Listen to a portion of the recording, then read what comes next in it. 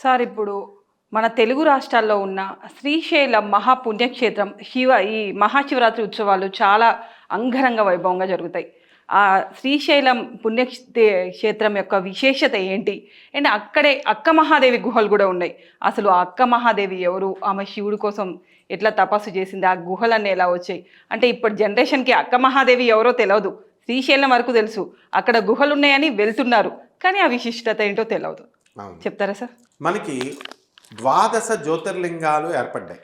అంటే స్వయం వ్యక్తం శివుడు తానే స్వయంగా స్వయంభూలింగాలు అంటాం కదా, అంటే ఆ వాటంతటికి వెలిసినాయి ఒక లింగాకారంలో. వెలిసిన తర్వాత ఈ 12 చోట్ల వెలిసాయి. ఇవి కాకుండా 64 జ్యోతిర్లింగాలు కూడా ఉన్నాయి. అందువలన వాటిలో ఇప్పుడు అరుణాచలం ఉందనుకోండి, అరుణాచలం 64లో వస్తుంది అనమాట. బెజవాడ కనకదుర్గమ్మ దేవస్థానం ఉంది, దుర్గామల్లేశ్వరి దేవస్థానం 64 శివలింగాల్లో వస్తుంది. ఈ జ్యోతిర్లింగాలు 12, ఆరామాలు 5, పంచారామాలు. ఇలా మనకి ఉన్న వాటిల్లో జ్యోతిర్లింగము శ్రీశైలంలో చక్కగా వెలిశాడు స్వామి భ్రమరాంబ మల్లికార్జున స్వామి.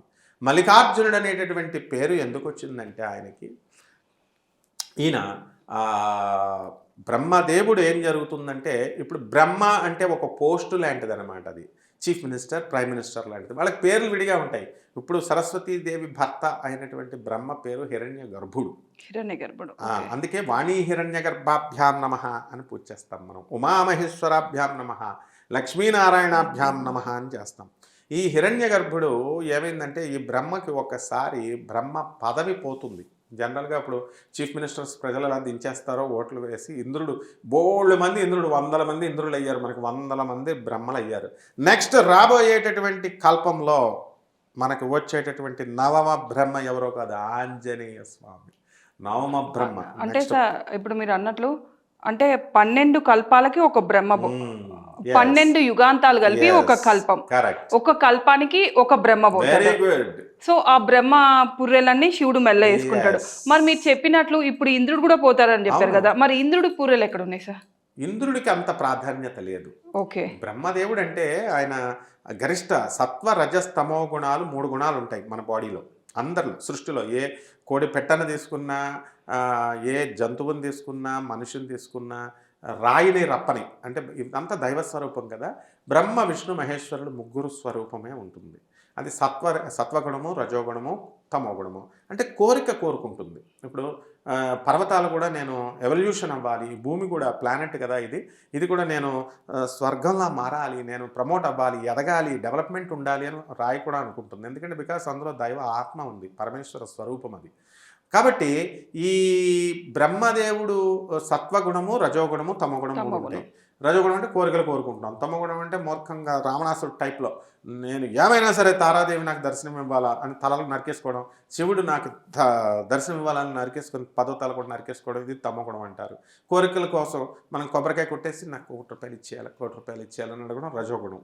సత్వగుణం అంటే శ్రీమన్నారాయణ ఏ కోరికలు ఉండకుండా మంచి కోరికలు, నేను పార్వతీదేవి పుత్రుడిగా పుట్టాలా, పార్వతీదేవి నా కూతురుగా పుట్టాలని హిమాలయ పర్వతం దక్ష ప్రజాపతి కోరుకోవడం ఈ సత్వగుణ కోరికలు అంటారు. ఇప్పుడు ఏం జరిగినాయి అంటే, ఈ 3 గుణాలకి అధిపతులుగా బ్రహ్మదేవుని రజోగుణానికి, విష్ణుమూర్తినేమో సత్వగుణానికి, శివుడినేమో తమగుణానికి ప్రత్యేకలుగా పెట్టారు. మరి వాళ్ళకి భార్యలు ఉండాలి కదా, లోపల కదిలే శక్తే భార్య అంటే. అందువలన బ్రహ్మకి లోపల అంతర్గత శక్తి వాణి సరస్వతి, ఆమె తమోగుణం. శివుడు సరస్వతి తమోగుణం, అందుకే వాళ్ళు తెల్లగా ఉంటారు. ఆ తర్వాత పార్వతి విష్ణువు సత్వగుణం, అందుకే వాళ్ళ అన్నా చెల్లెళ్ళు సేమ్ బ్లాక్ కలర్లో ఉంటారు. లక్ష్మీదేవి బ్రహ్మదేవుడు రజోగుణం, అందుకే ఎర్రగా ఉంటారు వీళ్ళు. కాబట్టి ఈ విధంగా సృష్టి నిర్మాణం చేశారు. కాబట్టి వీళ్ళ సుప్రీం గాడ్స్ కాబట్టి బ్రహ్మ విష్ణు మహేశ్వరులు. బ్రహ్మ అనేది చాలా పెద్ద పోస్టు, క్రియేటర్ కాబట్టి ఆయన పోస్టుకి వాల్యూ ఉంది. ఆయన పుర్రెల్ని శివుడు వేసుకుంటాడు. ఇది రీసైకిల్ జరుగుతూ ఉంటుంది. మళ్ళీ ఎలాగైతే కలియుగం మళ్ళీ సత్యలోకం వస్తుందో మళ్ళీ ఈ బ్రహ్మల్ని మళ్ళీ పుట్టించడం, ఇలాగ ఒక సిస్టమ్ ఉంది లా ఆఫ్ క్రియేషన్కి, దేవుడిది లా ఆఫ్ నేచర్కి. అలా ఇంద్రుడికి చిన్న పోస్టు కాబట్టి అందుకనే ఇంద్రుళ్ళు ఎంతోమంది ఉన్నారు, వాళ్ళ పుర్రెలు వేసుకోడు శివుడు, ఓన్లీ బ్రహ్మ పుర్రెలు. తర్వాత నెక్స్ట్ ఈ యొక్క పరమేశ్వరుడు పార్వతీదేవి ఇద్దరు కూడా కైలాసంలో ఒక రోజున ఆనందంగా ఉన్నారు. ఉన్న సమయంలో మన ఇంట్లో మనం ఉంటాం. ఉండి ఏమంటాం, పెళ్ళైన వెంటనే హనీమూను. అంటే ఇక్కడ ఊర్లు పనికిరావు. లండన్ వెళ్దాం, అమెరికా వెళదాం అని ఎలాగైతే కోరుకుంటామో, అలాగే పెళ్ళి అయిపోయిన తర్వాత పిల్లలతో ట్రిప్, జాలీ ట్రిప్ వెళదాం, ఎండాకాలం సెలవులు వచ్చేసినాయి అని ఎలాగైతే వెళ్తామో, అలాగే పార్వతీదేవి కూడా ఒక ట్రిప్ వేద్దాం ఉంది శివుడితో. ఏమంది, ఆల్టర్నేటివ్, బెస్ట్ ఆల్టర్నేటివ్ చెప్పండి, ప్రత్యామ్నాయం ఇంకోటి చెప్పండి. కైలాసంలాగే ఉండాలా, చూస్తే కైలాసంలాగే అడవులు గిడుగులు మంచి బ్రహ్మాండంగా ఉండాలా. సో అటువంటి ప్లేస్, ఆహ్లాదకరమైనటువంటి వాతావరణం, ఉత్తేజపూరితమైనటువంటి వాతావరణం, మనస్సంతా కూడా పులకించిపోయేటటువంటి కైలాసంలాగా ఉండేటటువంటి ప్లేస్ ఏదైనా ఉంటే చెప్పండి, అది అక్కడికి వెళదామంటే శ్రీశైలంని సృష్టిస్తాడు పరమేశ్వరుడు. అప్పుడు వాళ్ళిద్దరూ అక్కడికి వస్తారు శ్రీశైలంలో. అక్కడ భ్రమరాంబగా ఆమె వెలవడం, మల్లికార్జునుడు వెలవడం. ఈ బ్రహ్మదేవుడికి ఏమైంది, నేను చెప్పాను కదా, ఇప్పుడు ఆయన బ్రహ్మ పదవి పోతే ఆయన ఏం చేస్తాడంటే శివుడి కోసం మళ్ళీ తన పదవి రావడం కోసం మల్లె పువ్వులతో పూజ చేస్తాడు. అప్పటి వరకు మల్లెపూలను ఏ దేవుడికి పూజ చేయరు, ఎందుకంటే దేవుడి పూజకి కొన్ని పువ్వుల్ని వాడాలి మనం. చామంతి మీడియం వాసన ఉంటుంది, రోజ్ ఫ్లవర్ మీడియం వాసన ఉంటుంది. ఇలా వాసన బాగా ఎక్కువ వాసన ఉండకూడదు, సువాసనలు. అలాగే అస్సలు వాసన లేకపోయే పువ్వుల్ని దేవుడికి పెట్టకూడదు. అతి సర్వత్రా వర్జయేత్. సీతాదేవిని రావణుడు ఎందుకు వెళ్ళిపోయాడు, అతి అందగత్తె, చాలా అందగత్తె. దుర్యోధనుడు ఎందుకు అహంకారం అయిపోయాడు, మనందరికీ అభిమానం ఉంటుంది, అహంకారం ఉంటుంది, వాడికి మరీ మితిమీరిన అహంకారం దుర్యోధనుడు, అందుకే కొలాప్స్ అయిపోయాడు. కాబట్టి అతి సువాసన ఉండేటటువంటి పువ్వుల్ని వాడకూడదు. కాగితం పువ్వులు అంటే అసలు వాసన లేని పువ్వుల్ని మనం వాడకూడదు. చామంతి, శివుడికి ఇష్టమైన పువ్వులు ఏమిటి, శంఖం పువ్వులు, పసుపు గన్నేరు పువ్వులు ఈ శివరాత్రి వాడతాం. పారిజాతం పువ్వులు కృష్ణుడికే వాడతామేమో అనుకుంటాం, శివుడికి కూడా వాడతాం. స్పెషల్గా శివుడికి ఉమ్మెత్తు పువ్వులు, జిల్లేడు పువ్వులు, తెల్ల జిల్లేడు పువ్వులు దొరకకపోతే కాశీలో మామూలు జిల్లేడు పువ్వులు కూడా సమర్పిస్తారు, కాబట్టి అవి కూడా వాడచ్చు. మారేడాకు కంపల్సరీ ఉండేలాగా చూసుకోవాలి. ఈ మారేడాకు దొరకట్లేదు కదా అని జనమంతా మారేడు చెట్టు చుట్టూ చాలామంది దొరకలేదండి మారేడు, పూజ చేస్తారు, నా ఫలితం రాదేమోనండి అని భంగపడతారు. అలాంటి వాళ్ళు ఏమీ అవసరం లేదు.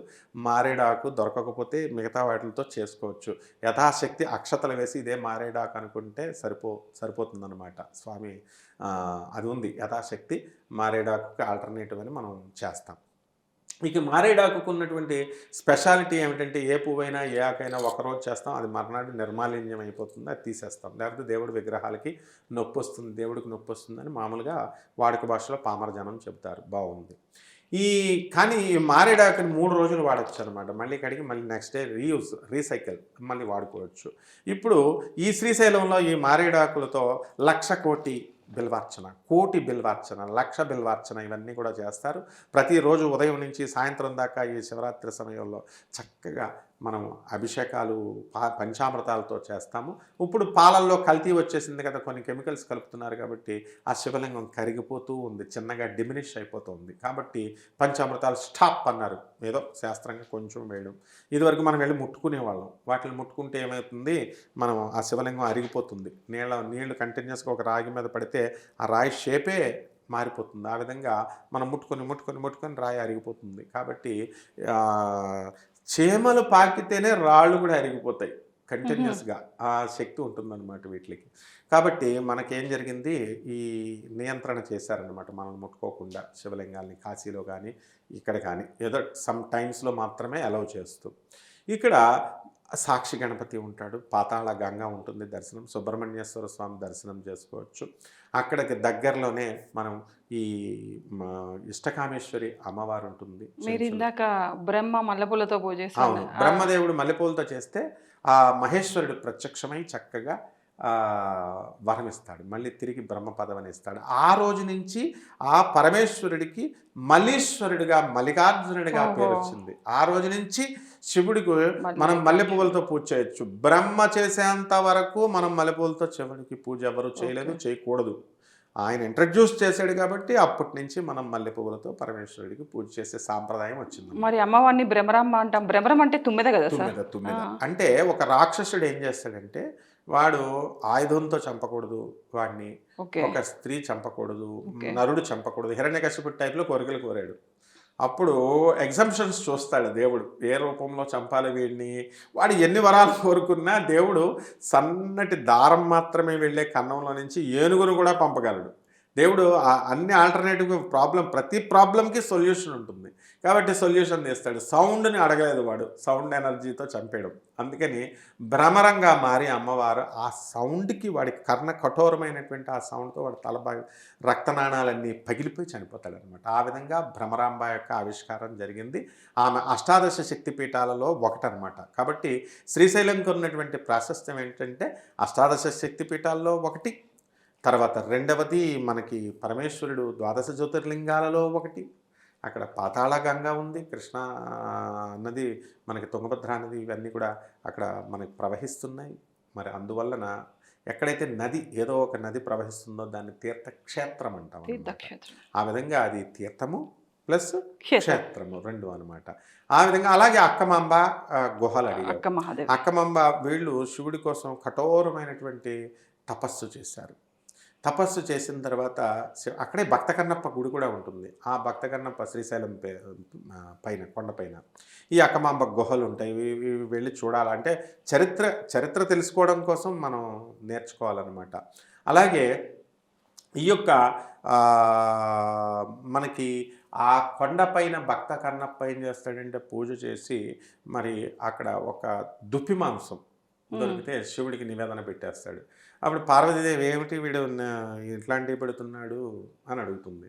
అడిగితే పెట్టచ్చు, అందులో వాడి మనస్సులో మాలిన్యం లేకుండా వాడు పెట్టే నిర్మలత్వాన్ని చూస్తాడు శివుడు, మిగతాదంతా చూడడు.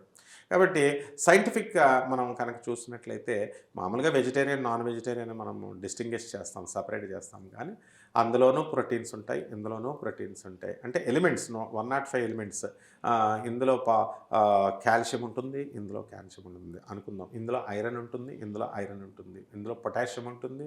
ప్రతి దాంట్లో కూడా నాన్ వెజిటేరియన్ అండ్ వెజిటేరియన్ ఫుడ్స్లో ఆ విధంగా ఎలిమెంట్స్ అంటే పంచభూతాలతో 105 మూలకాలు ప్రపంచంలో సృష్టిలో వ్యాప్తమైనటువంటి ఎలిమెంట్స్గానే చూశాడు పరమేశ్వరుడు. అంతేగాని ఇది ఫ్లెష్, ఇది బ్లడ్, ఇదంతా చూడలేదన్నమాట. అందువలన మనము పరమేశ్వరుడు ఏం చేస్తాడంటే భక్త కన్నప్పకి అది స్వీకరించి ఆయన కన్నును కూడా భక్త కన్నప్ప ఇచ్చేయబోతుంటే శివుడు కన్నుకి ఇలాగ కాలు పెట్టి శివలింగం మీద మూడో కన్ను తన కన్ను పీకి పరమేశ్వరుడికి ఇవ్వబోతాడు శివ పరీక్షలో.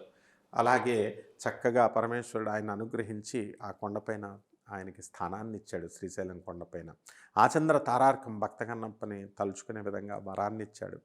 అలాగే ఈ యొక్క శ్రీశైల శిఖరంని కనుక దర్శించే శ్రీశైల శిఖర దర్శన మాత్రేణ పునర్జన్మన విద్యతే అన్నాడు. మనం అందరం వెళ్ళి ట్రై చేసేసి శ్రీశైల శిఖరం కనబడాలని మనం చూస్తే మనకు కనబడదు. అది శ్రీశైల శిఖరము కొంతమందికే కనబడుతుంది. పుణ్యాత్మలకి పుణ్యం కర్మక్షయమైనటువంటి వాళ్ళకి, అటువంటి వాళ్ళకి ఖచ్చితంగా పునర్జన్మ ఉండదన్నమాట. ఈ విధంగా శ్రీశైల మహాక్షేత్రం అనేటటువంటిది చాలా అత్యద్భుతమైనటువంటి పరమ పవిత్రమైనటువంటి ఇహపర సౌఖ్యాలు ఇచ్చేటటువంటి, తర్వాత పరలోకంలో మోక్షాన్ని ఇచ్చేటటువంటిది. యాంత్రికంగా దేవాలయాలకు వెళితే ఏమీ రాదమ్మ.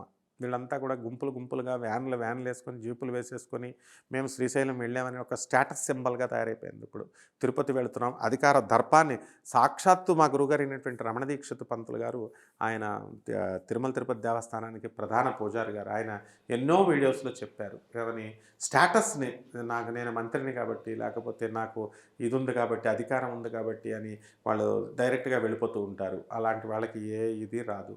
ఎవరెవరైతే రూపాయి పోగేసుకొని బస్సు టికెట్లకి వెళ్ళి ఆకలితో దాచుకొని పాపం ఆ తిండి తీసుకొని వెళ్ళి అక్కడ ఉండి శ్రీమన్నారాయణమూర్తిని వెంకటేశ్వర స్వామిని దర్శనం చేసుకుంటారు. అటువంటి వాళ్ళపైన అవ్యాజమైన లైన్స్లో నుంచొని వెళ్తారు, అవ్యాజమైన కరుణ కటాక్షాలు లభిస్తాయని 100 సార్లు ఆయన చెప్పారు. అలాగే మనం దేవాలయాలకు వెళ్తే అందరూ భక్తితో కాదు వెళ్ళేది, వీళ్ళంతా భక్తి అనే ముసుగులో వెళతారు. వీళ్ళు కొంతమంది ఏంటంటే సరదాగా వెళ్ళామా వచ్చామా యాత్రిచితంగా కాకతాళీయంగా అలా వెళితే ఏ ఉపయోగం లేదు. దేవాలయం బీడైపోయి భక్తులకి అడ్డు తప్ప మిగతా నిజమైన భక్తులు ఉంటారు అందులో, వాళ్ళకి అడ్డు అసౌకర్యం కల్పించడం ఇది మహాపాపం. ఇంకా అందువల్ల ఎవరికైతే నిజంగా భక్తి ఉంటుందో, ఎవరినైతే శివుణ్ణి నిష్ఫలాపేక్షతో పూజ చేయగలుగుతారో, ఎవరైతే శివుణ్ణి చక్కగా సహనంతో సబూరితో మనం నిశ్చలమైన భక్తితో నిష్కపటమైన భక్తితో మనం చేయగలుగుతామో అటువంటి వాళ్ళు మాత్రమే శివరాత్రి రోజున శ్రీశైలం వెళితే మంచిది.